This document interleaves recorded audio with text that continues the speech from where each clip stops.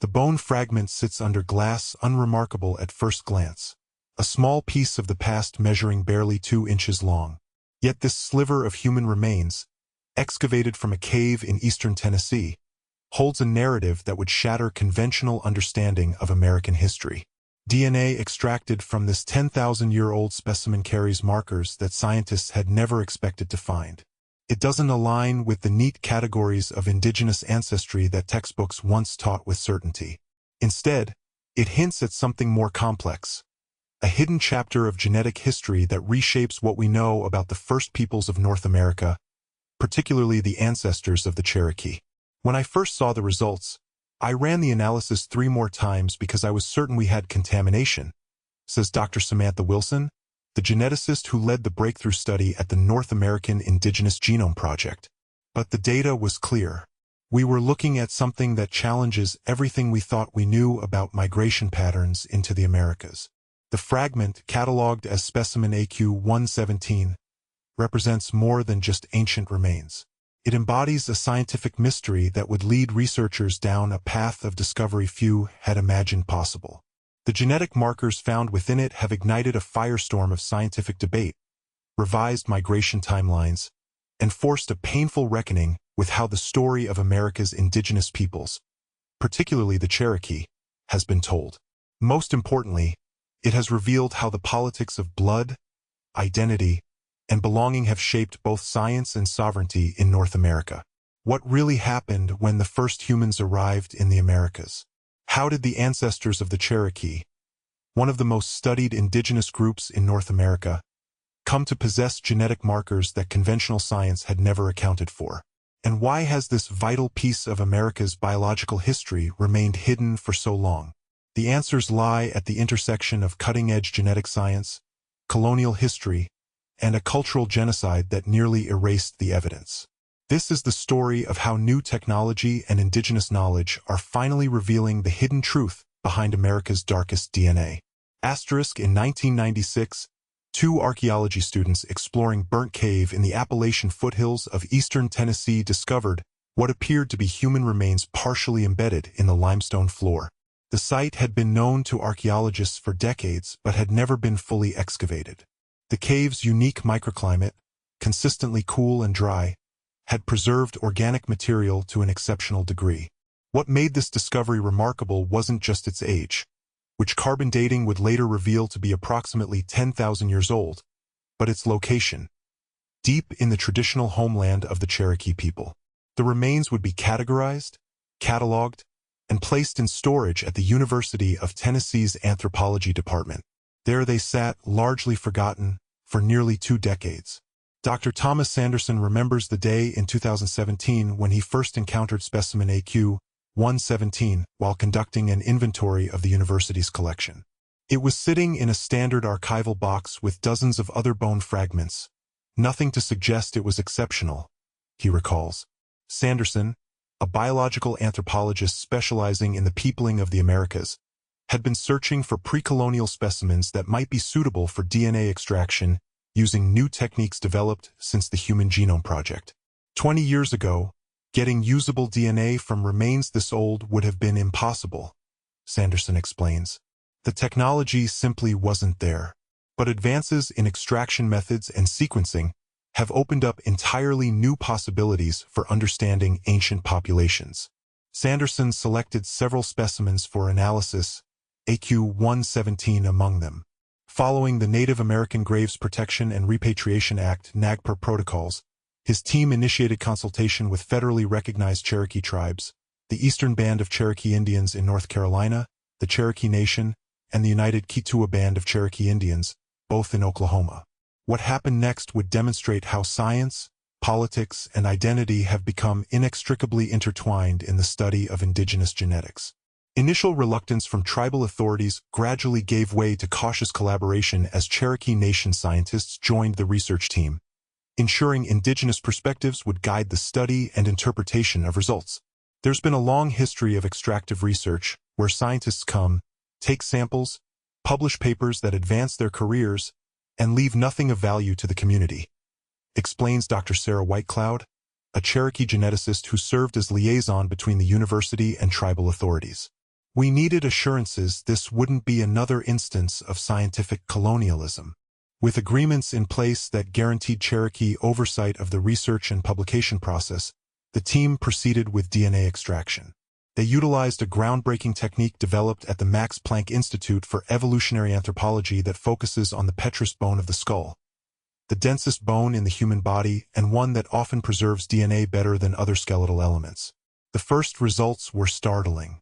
The mitochondrial DNA, genetic material passed exclusively through the maternal line, showed haplogroup markers consistent with indigenous American ancestry, specifically haplogroup A2, commonly found among many Native American populations. But when the nuclear genome was sequenced, unexpected patterns emerged. We found genetic markers that simply shouldn't have been there based on the prevailing model of migration into the Americas, says Wilson. The specimen showed clear evidence of genetic components that we typically associate with ancient North Eurasian populations, but in combinations we hadn't documented before in the Americas, especially not at this time depth. This finding directly challenged the established narrative of how the Americas were populated. The conventional model held that the ancestors of indigenous Americans crossed the Beringia land bridge from Siberia in several distinct waves beginning around 16,000 years ago, with relatively little genetic contribution from other populations afterward until European contact in 1492. The genetic profile of specimen AQ-117 suggested something far more complex had occurred. As the research team expanded their analysis, a new picture began to emerge, one that would rewrite not just scientific understanding, but potentially reshape the Cherokee people's understanding of their own origins. And as word of the findings began to spread through academic circles, it raised uncomfortable questions about how science, politics, and racial categorization have historically been used to define, and often undermine, indigenous identity in America. The team was about to step into a scientific and cultural minefield where genetics meets identity, where blood quantum meets sovereignty, and where America's unresolved relationship with its colonial past continues to shape both science and policy. What they didn't yet realize was that they had stumbled upon evidence of what some would later call America's darkest DNA. Genetic history that powerful interests had worked systematically to obscure for over 2 centuries. To understand the significance of what the research team discovered in specimen AQ-117, we must first understand how the Americas were populated according to conventional scientific wisdom. For decades, the prevailing theory held that the first Americans were members of a single founding population that crossed the Beringia land bridge from Siberia approximately 16,000 years ago, when sea levels were lower during the last ice age. This model, known as the Clovis First Theory, named after distinctive spear points first found near Clovis, New Mexico, suggested that these pioneers rapidly spread throughout North and South America, becoming the ancestors of all indigenous peoples in the Western Hemisphere. Archaeological evidence of the Clovis culture dates to approximately 13,000 years ago, and for many years, this was considered the earliest definitive proof of human presence in the Americas. The Clovis First model was elegant and simple, explains Dr. Eleanor Tompkins, an archaeologist specializing in pre-contact North American cultures. Perhaps too simple, as it turns out. Science often gravitates toward elegant, straightforward explanations, but human migration and population dynamics are rarely simple or straightforward. By the early 2000s, the Clovis First theory had begun to crumble under the weight of new evidence. Archaeological sites predating Clovis culture were discovered and verified throughout the Americas, including Monteverde in Chile, 14,500 years old, Meadowcroft Rock Shelter in Pennsylvania, possibly 16,000 years old, and Chicwa White Cave in Mexico, potentially 30,000 years old, though this remains controversial. Genetic studies further complicated the picture. Analysis of mitochondrial DNA from contemporary Native American populations identified at least 5 founding maternal lineages, classified as haplogroups A, B, C, D, and X. These haplogroups suggested multiple migration events rather than a single founding population. What we've come to understand is that the peopling of the Americas was a complex, multi-phase process that likely involved different routes, not just the Beringia land bridge, and occurred over thousands of years rather than in a single migratory event, says Dr. Michael Trent, a paleoanthropologist at Stanford University who was not involved in the Cherokee DNA study. But the discovery in specimen AQ-117 suggested something even more radical. Genetic contributions from populations that weren't previously thought to have reached the Americas at all during the pre-contact period. The standard model of migration already acknowledged some diversity among the founding populations, Wilson explains, but what we found in this specimen suggested either an entirely unknown migration event or a pattern of genetic exchange that occurred after the initial peopling but still thousands of years before European contact. The DNA extracted from AQ-117 showed markers consistent with ancient North Eurasian (ANE) ancestry, a genetic profile first identified in a 24,000-year-old Siberian boy whose remains were discovered near Lake Baikal. This ancestral lineage contributed genetic material to both modern Europeans and indigenous Americans, but in different proportions and through different historical pathways. What made AQ-117 unique was both the specific combination of these markers and their presence in the Appalachian region 10,000 years ago. This suggests either a previously unknown migration into the Americas that brought this specific genetic profile, or it indicates that there was far more back-and-forth movement between Siberia and North America than we previously thought possible, says Sanderson. To verify their findings, the research team expanded their study to include other ancient specimens from the region. They received permission to analyze 5 additional sets of remains from archaeological sites throughout the traditional Cherokee homeland, ranging in age from 8,000 to 2,500 years old. The results painted a fascinating picture of genetic continuity and change. The oldest specimens showed similar patterns to AQ-117, confirming that its genetic profile wasn't an anomaly. More recent specimens showed a gradual shift toward the genetic profile observed in contemporary Cherokee populations, suggesting that additional migration events or population dynamics altered the genetic makeup of the region's inhabitants over thousands of years. What we're seeing is evidence of a complex population history that doesn't fit neatly into our previous models, Wilson notes. The ancestors of the Cherokee appear to have been part of a dynamic population with multiple sources of genetic ancestry, not an isolated group that developed from a single founding population. But as the team prepared to publish their findings, they encountered a storm of controversy that revealed how deeply questions of genetics and ancestry are entangled with contemporary politics, tribal sovereignty, and America's unresolved relationship with its colonial past. The scientific establishment, which had invested decades of research and reputation in existing migration models, responded with skepticism bordering on hostility.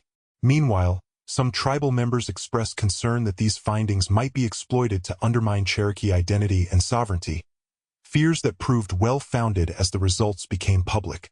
What the team didn't initially realize was that their discovery had inadvertently stepped into one of the most contentious aspects of Native American history: the politics of blood, belonging, and who gets to define indigenous identity. This controversy has roots that stretch back to the early days of the American Republic, when pseudoscientific theories about race and ancestry were first deployed as weapons against tribal sovereignty. As the team would soon learn, the hidden truth behind Cherokee DNA wasn't just a matter of ancient migration patterns. It was also the story of how science has been weaponized against indigenous peoples, and how indigenous communities are now reclaiming genetic research as a tool for sovereignty and self-determination.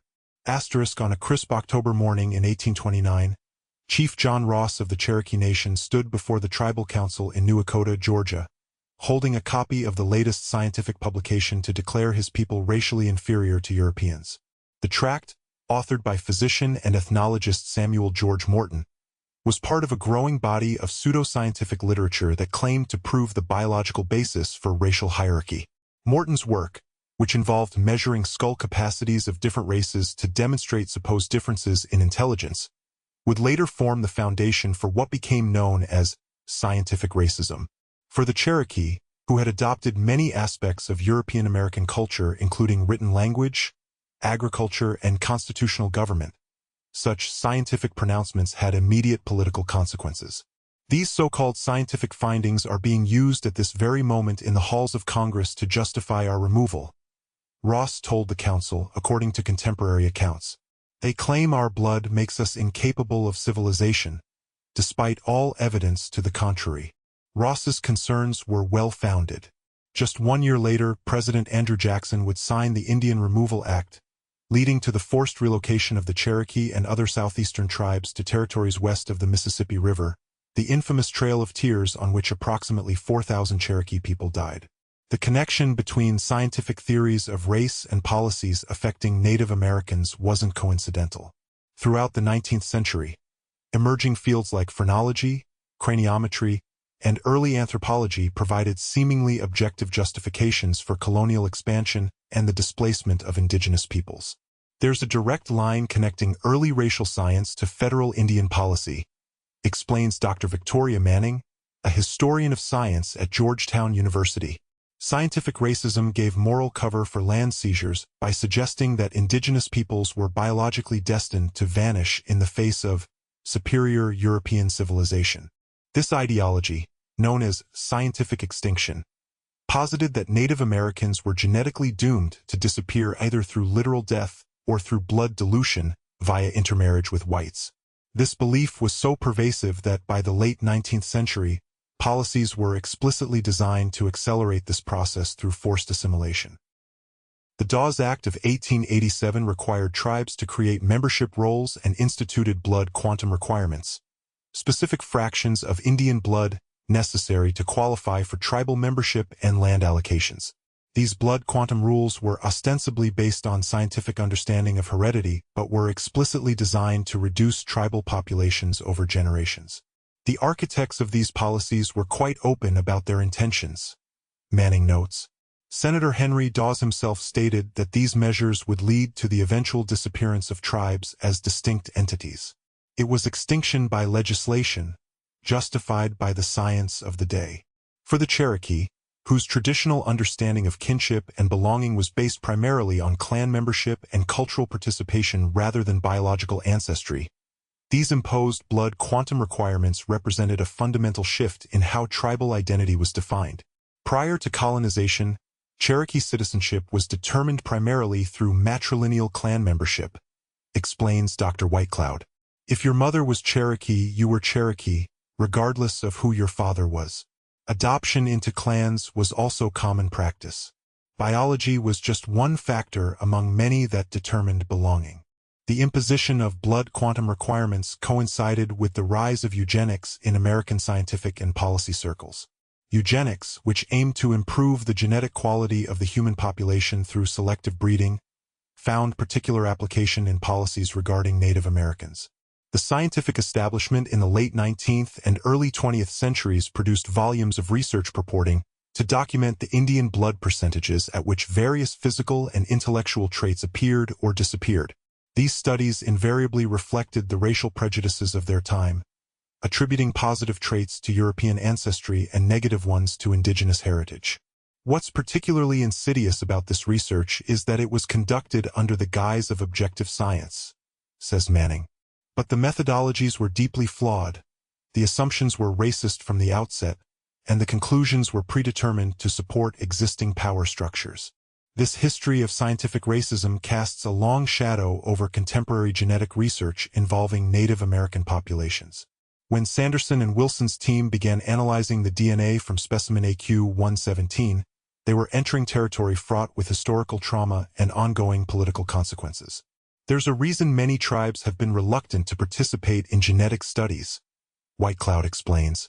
There's a well-founded fear that the results will be misinterpreted or misused in ways that undermine tribal sovereignty, particularly around questions of ancestry and citizenship.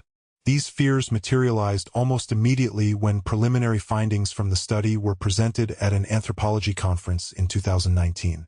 A reporter in attendance published an article with the sensationalist headline, "New DNA Evidence Challenges Cherokee Origins," despite the fact that the research suggested greater complexity in Cherokee ancestry rather than undermining traditional origin narratives.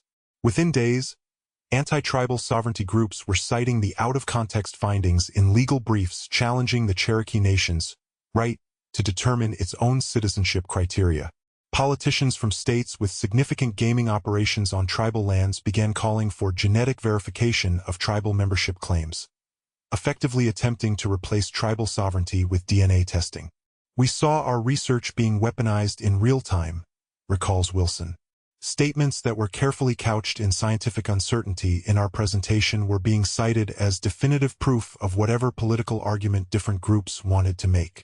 The controversy revealed how genetic science remains entangled with questions of political power, economic interests, and the ongoing struggle over who gets to define indigenous identity in America.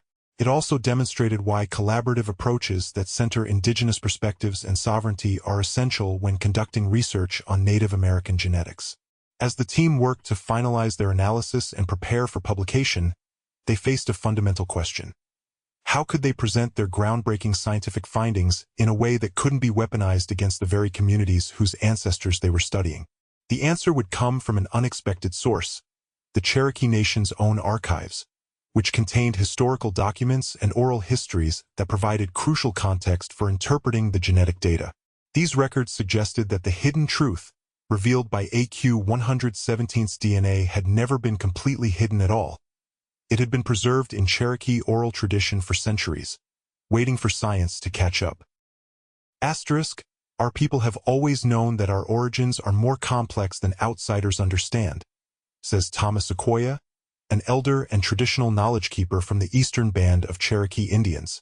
The stories tell us of different peoples coming together long ago, bringing different gifts, different medicines, different ways of understanding the world.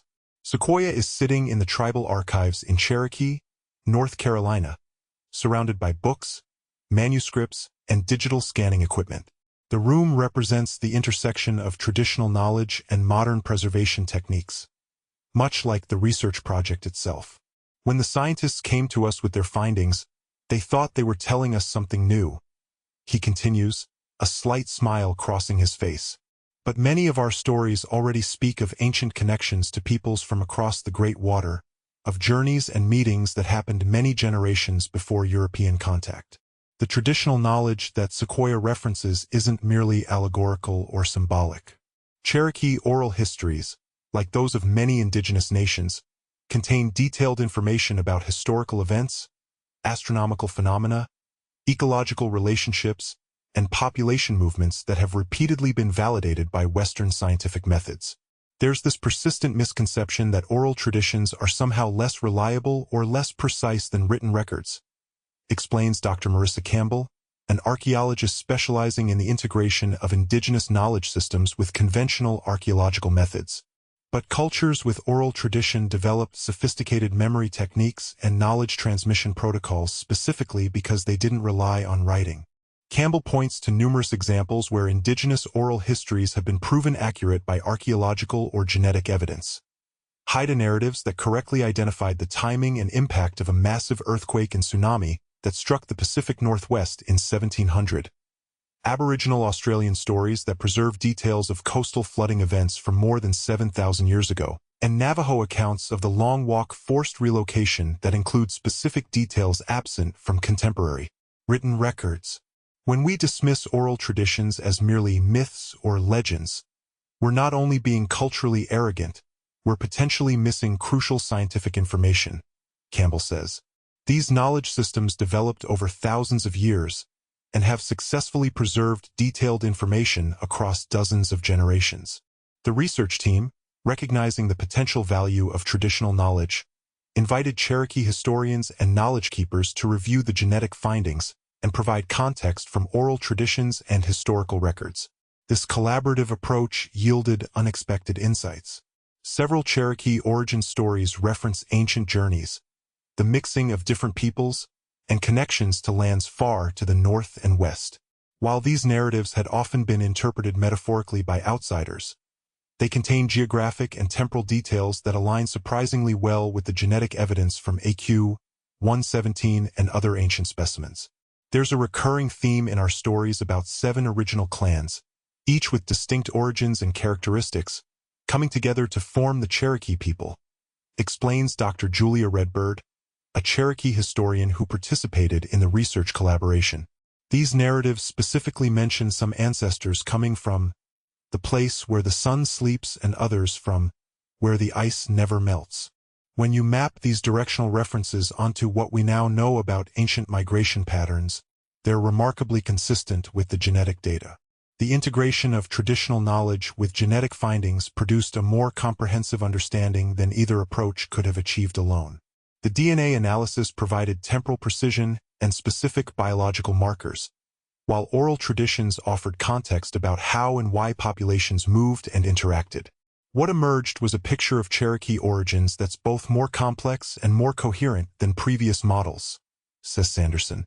Rather than a single migration event or a simple linear development, we see evidence of multiple contributing populations coming together over thousands of years through complex social processes that the genetic data alone couldn't reveal. This collaborative approach also helped the research team avoid common pitfalls in the interpretation of genetic findings. Western scientific frameworks often default to explaining genetic admixture through conquest or replacement scenarios, whereas indigenous knowledge systems frequently preserve information about diplomatic alliances, adoptions, and other forms of peaceful integration that leave similar genetic signatures. The DNA might tell us that population A and population B combined to form population C, but it doesn't tell us whether that happened through warfare, marriage alliances, trade relationships, or religious ceremonies, explains Whitecloud.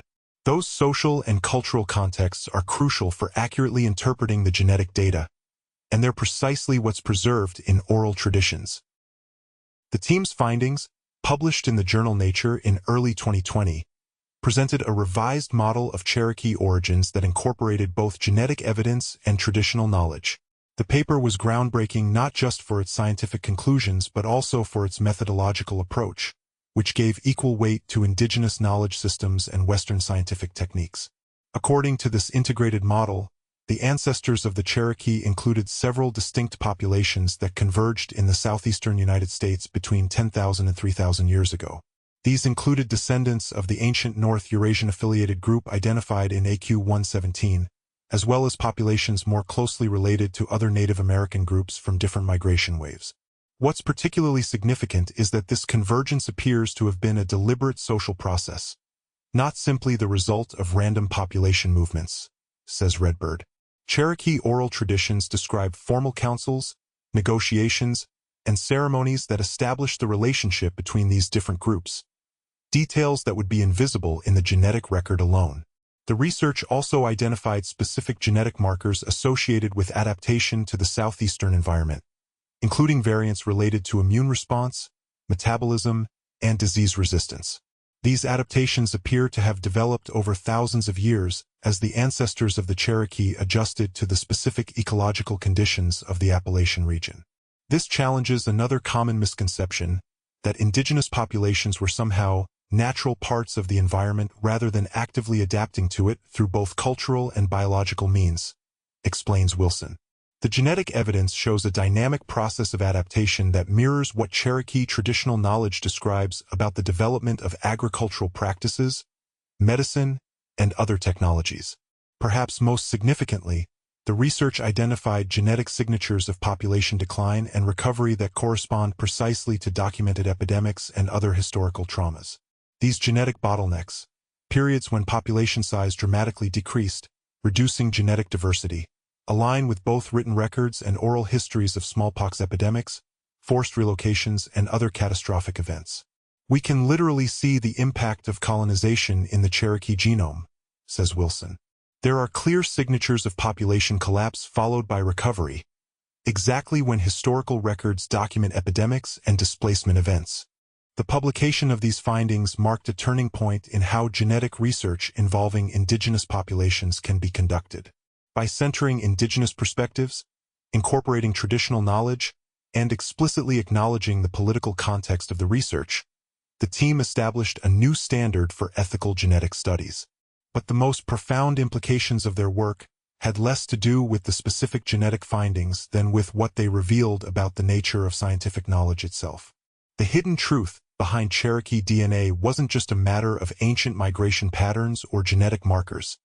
It was also about whose knowledge counts as science and whose doesn't. What this project demonstrated is that traditional indigenous knowledge isn't an alternative to science. It is science, says Campbell. It's a different scientific tradition with its own methodologies, verification processes, and knowledge transmission techniques, but it's no less rigorous or accurate than Western scientific traditions. This recognition has profound implications not just for anthropology or genetics, but for how we understand human history and identity more broadly. If multiple valid scientific traditions exist, each with its own strengths and blind spots, then the most complete understanding comes from bringing these traditions into respectful dialogue with one another. For the Cherokee people, the findings affirmed what their traditions had always maintained, that their origins and identity are more complex and nuanced than colonial science had acknowledged. But the research also revealed something that many outsiders had failed to grasp: that Cherokee identity has never been primarily about biology or genetics in the first place. Being Cherokee isn't about having a particular genetic marker or blood quantum, explains Sequoia. It's about being part of a living cultural and political community with shared history, language, values, and responsibilities to one another. The DNA is just one small part of a much larger story. This understanding challenges the colonial legacy of defining indigenous identity through biology rather than through culture, kinship, and political affiliation. It also points toward a future where genetic science serves indigenous sovereignty rather than undermining it, a transformation that's already underway in many tribal communities. As the implications of the research continue to unfold, both scientists and Cherokee community members are navigating a new relationship between genetic science and indigenous identity, one based on collaboration rather than extraction, and on mutual respect rather than colonial authority. Dr. Samantha Wilson adjusts her microscope, carefully examining a newly prepared slide containing DNA extracted from a 300-year-old Cherokee burial site in western North Carolina. Unlike the specimen that started her journey 7 years ago, this analysis is being conducted in a state-of-the-art laboratory on tribal land, operated by Cherokee scientists with protocols designed by indigenous researchers. This is what decolonized science looks like in practice, she says, gesturing around the facility. The questions, methods, analysis, and application are all determined by the community whose ancestors we're studying. The Cherokee Ancient DNA Project represents a new model for genetic research involving indigenous populations, one where tribal nations lead rather than merely participate. Established in 2022 as a collaboration between the 3 federally recognized Cherokee tribes, the facility combines cutting-edge genetic technology with indigenous knowledge frameworks. We're asking different questions than outside researchers typically would, explains Dr. Jason Two Rivers, the Cherokee geneticist who serves as the facility's director. We're less interested in broad migration theories and more focused on specific health applications, family reunification, and cultural knowledge preservation. This shift in research priorities reflects a broader transformation in how genetic science intersects with indigenous communities. Rather than being subjects of external research, many tribal nations are now developing their own genetic research capacities, reclaiming the tools of a science that was historically used against them. The Cherokee Ancient DNA Project has already yielded practical benefits for tribal members. By identifying genetic variants associated with specific health conditions that disproportionately affect Cherokee populations, researchers have developed screening protocols that allow for earlier intervention and treatment. The project has also helped reconnect Cherokee families separated by adoption or displacement, using DNA analysis to confirm family relationships documented in historical records. This work is healing historical wounds, says Two Rivers. We're using the same technology that was once used to define and constrain us to instead strengthen our communities and reclaim knowledge that was nearly lost through forced assimilation. The evolution from AQ-117 to the Cherokee Ancient DNA Project illustrates a profound shift in how science, politics, and indigenous sovereignty intersect in the 21st century. Rather than allowing external researchers to define their genetic history, Cherokee scientists are now leading that investigation themselves, and reaching conclusions that sometimes challenge prevailing scientific orthodoxy. One of our most significant findings is that genetic ancestry is a poor predictor of Cherokee cultural identity and belonging, explains Two Rivers. We've identified individuals with relatively little Cherokee ancestry by standard measures who maintain deep cultural connections and knowledge, and others with substantial Cherokee ancestry who have no meaningful connection to the community or culture. This finding directly contradicts the blood quantum framework imposed on tribes through colonial policies, which assumed a direct relationship between biological ancestry and cultural identity. It also challenges contemporary commercial DNA testing companies that market Native American ancestry percentages as meaningful indicators of indigenous identity. What our research consistently shows is that culture, language, community participation, and kinship connections are far better predictors of meaningful tribal belonging than genetic percentages. Two Rivers continues. That's not to say genetics is irrelevant. It's just one factor among many, and often not the most important one. This nuanced understanding of the relationship between genetics and identity represents a return to traditional Cherokee concepts of belonging, which prioritized clan membership, cultural participation, and community responsibility over biological descent. It also aligns with contemporary scientific understanding that race and ethnicity are primarily social constructs rather than biological realities.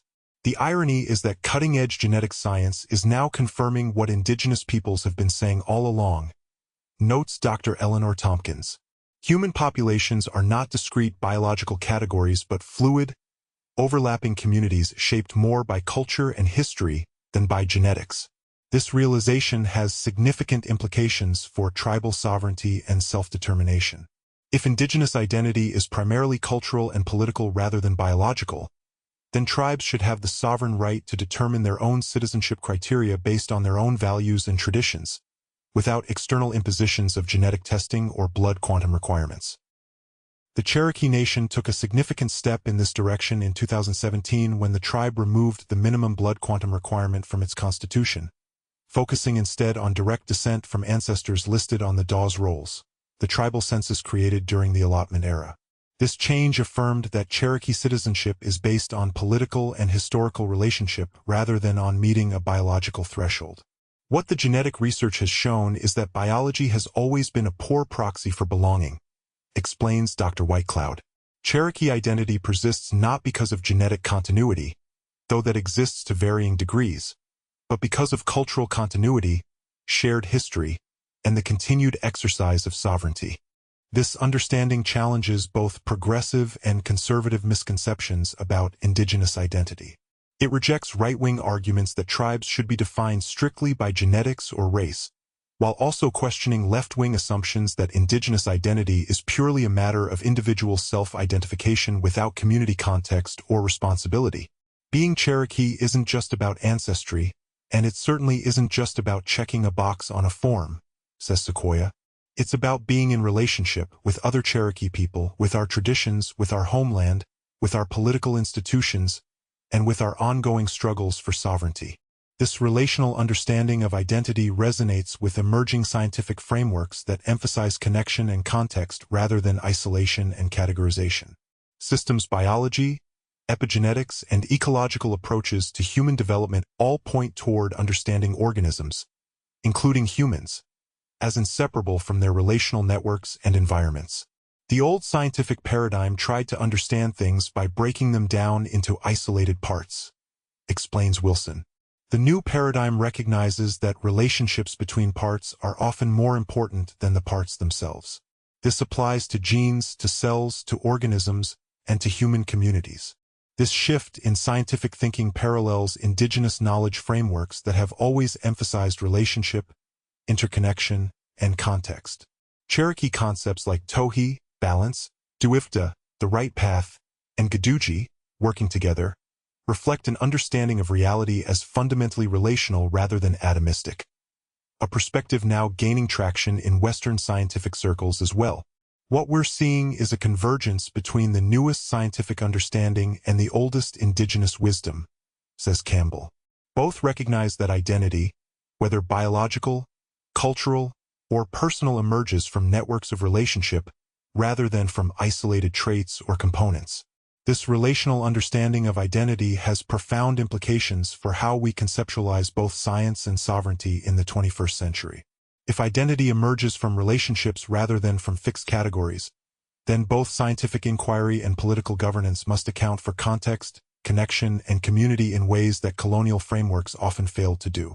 For the Cherokee and other indigenous nations, this represents an opportunity to reclaim not just their genetic history but their conceptual sovereignty, the right to understand themselves through their own knowledge frameworks rather than through imposed colonial categories.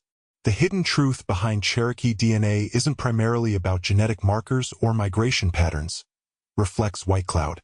It's about the resilience of Cherokee ways of knowing and being in the face of attempted erasure. It's about the survival of a relational understanding of identity that colonial science tried to replace with biological determinism. This realization points toward a future where science serves rather than undermines indigenous sovereignty, where genetic research becomes a tool for community healing and cultural revitalization rather than for external definition and control. As specimen AQ 117 returns to the Earth in a repatriation ceremony conducted by Cherokee spiritual leaders, its legacy lives on not just in scientific publications, but in transformed relationships between indigenous communities and the scientific enterprise. The bone fragment that once represented the extraction of indigenous knowledge without consent now symbolizes the possibility of a new relationship between science and sovereignty, one based on reciprocity, respect, and the recognition that there are many valid ways of knowing the world. Asterisk, the sunlight filters through the canopy of oak and hickory trees as a small group gathers on a hillside in eastern Tennessee. They stand in a circle around a simple wooden box containing the remains of the person known to science as specimen AQ 117, the ancient ancestor whose DNA challenged conventional understanding of Cherokee origins. After years of analysis, publication, and knowledge exchange, these remains are finally being returned to the Earth in accordance with Cherokee protocols. The repatriation ceremony marks both an ending and a beginning, the conclusion of a scientific investigation and the start of a new relationship between indigenous knowledge and Western science.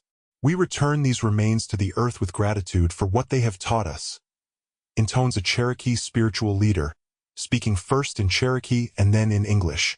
Not just about our origins, but about how knowledge can either divide or unite us depending on how we approach it. The ceremony is attended by both Cherokee community members and scientists who worked on the project, a visual representation of the collaborative approach that made the research possible. As the remains are interred, each participant places a handful of soil into the grave, acknowledging their shared commitment to a new way of conducting scientific inquiry involving indigenous peoples. What began as a genetic study evolved into something much more profound, reflects Dr. Thomas Sanderson after the ceremony. It became a case study in how science can either perpetuate colonial patterns or help dismantle them, depending on who controls the questions, methods, and interpretations. The journey from AQ 117's discovery to this moment of return illustrates the complex intersection of genetics, identity, and sovereignty that continues to shape both scientific inquiry and indigenous rights in America. What started as a search for ancient DNA became an exploration of how knowledge itself is produced, controlled, and applied, and who benefits from that process. The most important outcome wasn't the genetic data itself, says Dr. Samantha Wilson, watching as the final stones are placed atop the burial site. It was the establishment of new protocols for indigenous-led genetic research that centers community needs and perspectives. These new protocols, now being adopted by research institutions across North America, require meaningful indigenous participation at every stage of the research process, from initial question formation through data collection, analysis, interpretation, and publication. They recognize that genetic material from indigenous ancestors isn't simply scientific data but cultural patrimony that belongs primarily to descendant communities. This shift is comparable to the repatriation of sacred objects that began in the 1990s, explains Dr. Victoria Manning. Just as museums have had to recognize that certain artifacts aren't simply objects of study but living cultural heritage, genetic researchers are now recognizing that indigenous DNA isn't just scientific material but a form of cultural knowledge with its own protocols and protections. This recognition has led to significant changes in how genetic research involving indigenous populations is conducted, published, and applied. Many academic journals now require evidence of tribal consultation and approval before publishing studies involving Native American genetic material. Funding agencies increasingly require indigenous participation in research design and implementation as a condition for support. These changes reflect a broader decolonization movement within science that seeks to address historical injustices while creating more ethical and effective research methodologies. By incorporating multiple knowledge systems and centering the perspectives of historically marginalized communities, This approach often produces more comprehensive and accurate scientific understanding. What we've learned through this process is that science is strongest when it embraces multiple ways of knowing, says Wilson. The combination of genetic analysis and traditional knowledge gave us insights that neither approach alone could have produced. This integration of knowledge systems represents a potential path forward not just for genetic research but for scientific inquiry more broadly. Rather than positioning Western science and indigenous knowledge as oppositional or hierarchical, this approach recognizes them as complementary systems with different strengths, limitations, and areas of focus. Western science excels at certain kinds of precision, quantification, and analysis, explains Campbell. Indigenous knowledge systems often excel at synthesis, longitudinal observation, and contextual understanding. When we bring these approaches together with mutual respect, we get a more complete picture of reality. For the Cherokee people, the journey of specimen AQ 117 represents both a reckoning with historical injustice and a step toward a more self-determined future. The genetic findings have been incorporated into cultural education programs, health initiatives, and sovereignty protection efforts, all under Cherokee control and direction. Our DNA tells a story of complexity, adaptation, and resilience, says Dr. Whitecloud.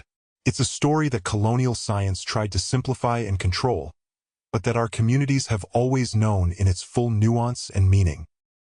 As the ceremony concludes, participants depart with a sense that something important has shifted in the relationship between indigenous communities and the scientific enterprise.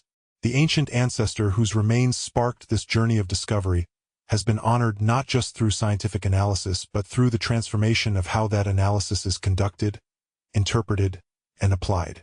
The hidden truth revealed by Cherokee DNA isn't just about ancient migration patterns or genetic markers, reflects Sequoia as he surveys the burial site one last time. It's about the power of indigenous knowledge to survive centuries of attempted erasure and emerge as an essential component of humanity's scientific understanding. This realization that indigenous knowledge represents not an alternative to science but a vital, sophisticated scientific tradition in its own right, may be the most profound legacy of AQ 117's journey. It challenges us to reimagine not just the peopling of the Americas but the very nature of science itself. As we face unprecedented global challenges that require all available human wisdom and knowledge, the integration of indigenous and Western scientific traditions offers a path forward based on mutual respect rather than colonial hierarchy. The story of Cherokee DNA reminds us that the most complete understanding comes not from a single dominant perspective but from the respectful convergence of diverse ways of knowing the world. In the end, perhaps the most important hidden truth revealed by this journey is that science works best when it acknowledges its own cultural and historical context, when it recognizes that all knowledge emerges from particular human communities with their own values, priorities, and blind spots. By embracing this understanding, we move toward a more humble, collaborative, and ultimately more accurate scientific enterprise. As the ancient Cherokee saying reminds us, the truth has many faces, and we need all of them to see clearly.